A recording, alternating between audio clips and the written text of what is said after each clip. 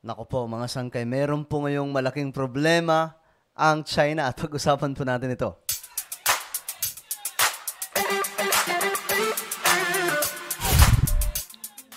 What's up guys? This is me, Sangkay Janjan. I'm back for another video, another vlog na naman mga sangkay na ating tatalakayin ngayon. At ito nga pong China ngayon mga sangkay, ito po ay mayroon po sila ngayong problema no? Hindi po ito mga sanggit, hindi po ito biro ngayon na nagiging problema sa China. Dahil mayroon pong mga kumpanya o mga negosyo doon na ang hirap bumenta. At kapag nakita ito mga sangkay na maraming mga dayuhang negosyante, kasi ang bumubuhay po sa China, yung mga dayuhang negosyante. Kapag nakita po ito ng mga dayuhang negosyante, yung tinatawag na foreign direct investors, magkakaproblema po sila dyan. Dahil nakaraang mga buwan lamang mga sangkay, marami po sa mga investor, yung mga dayuhan ng investors, mga sangkay, ang nag-aalisan po doon. Naghanap po sila ng ibang mga lokasyon ng mga bansa para magnegosyo. Kaya nagka-problema po ang kanilang ekonomiya saglit. At hindi ko alam kung okay na po ngayon. Pero pag-usapan mo natin ito. But anyway guys, pakisubscribe po muna yung ating YouTube channel. 1.21 million subscribers na po tayo dito. Kung hindi ka pa po nakakapag-subscribe, please subscribe. Okay? Click the bell and click all. Sa mga nanonood po sa Facebook, huwag kalilimutan na i-follow ang ating Facebook page. Dahil dito mga sangkay, pinag-uusapan po natin yung mga usapin patungkol po sa nangyayari sa ating mundo at iba't iba pa pong mga bansa.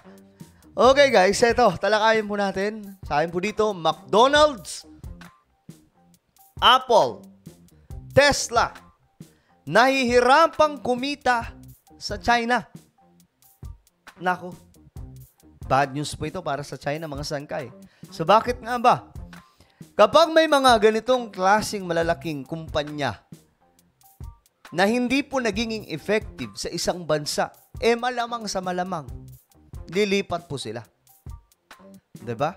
At papaano na lang mga sangkay kung marami sa mga foreign direct investors, mga foreign investors ang lilipat po sa iba't ibang mga bansa. Kung ang bumubuhay sa ekonomiya ng China ay yung foreign direct investment. Tingnan po natin. Nahaharap ang mga kumpanyang gaya ng McDonald's, Apple at Tesla sa mga hamon ng China sa kanilang ekonomiya. Dala ito ng pagbagsak ng ekonomiya ng China. Ayun na nga po ang sinasabi natin mga sangkay. Dahil na nga daw po sa pagbagsak ng ekonomiya ng China. Kasi bigla pong iniwan yung China sa ere. Na maraming mga dayuhang negosyante. Dahil din po siguro, may mga haka-haka nga po na ipinag-utos daw po yun ng Amerika sa mga malalaking negosyante na iwanan daw po ang China. Napakarami po. Kaya nga po malaki po ang nawala sa ekonomiya ng China nung mag-alisan po yung mga malalaking kumpanya na yun.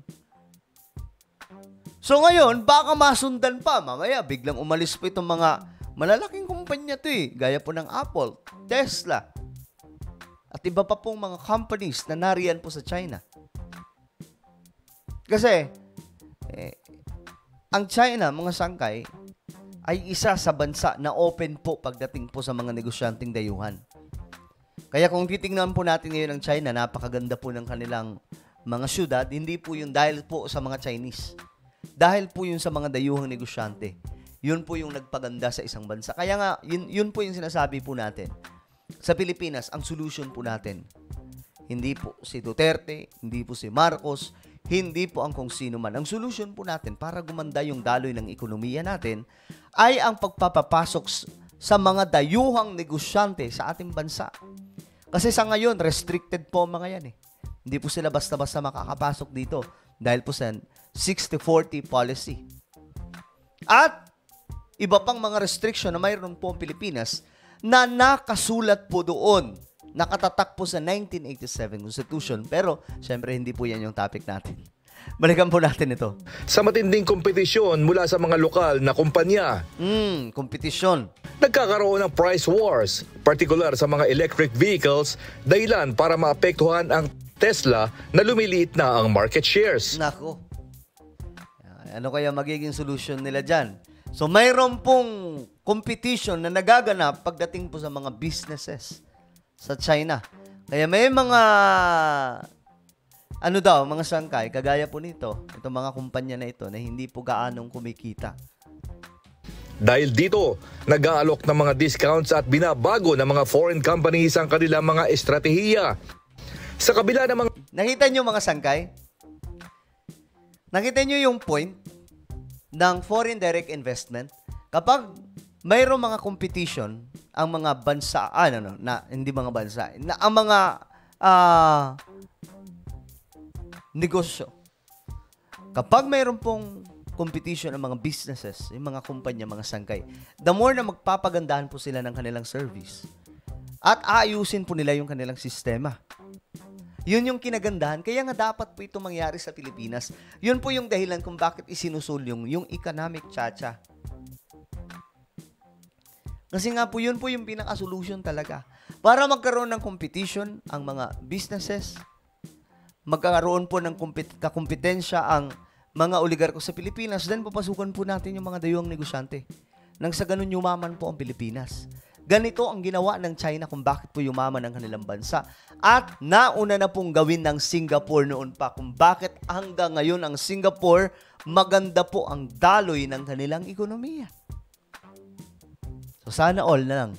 Kasi hindi pa po Ang Senado pa po kasi ang hindi pa nag-a-approve sa economic charter change. Mga hamon, itinuturing pa rin ang China na isang mahalagang merkado na may potensyal na paglago. Ipinakita naman ng Google ang mga kahangahangang tampok na Artificial Intelligence o AI sa kanilang I.O. conference. Ipinakilala nila ang kanilang tools na gamit na ang kanilang AI model na Gemini 1.5 Pro. Dahil dito, mas na-enhance ang features ng Gmail at Photos. Nakakapag-summarize na ng mga Gmails ang Gmail application at kaya na magbigay ng mas malalim na insight sa mga imahe ang Photos app. Kaya na rin ng kanilang AI na mag-manage ng mga tasks at pati ang maghanap ng mga nawawalang mga gamit. Nang Martes din, inilabas na ng Google ang isang bagong search engine na gumagamit ng artificial intelligence para magbigay ng mga sagot kaysa sa mga link ng website. Layunin nito na mas mapabilis ang paghahanap ng impormasyon, ngunit posibleng magkagambala naman sa mga trapiko ng data sa internet. Makikita ang pagbabago ngayong linggo sa Estados Unidos at libu-libong mga tao ang makakita ng mga AI-generated na summaries sa itaas ng search results page. Grabe, no? Ganun na po katindi yung technology natin ngayon.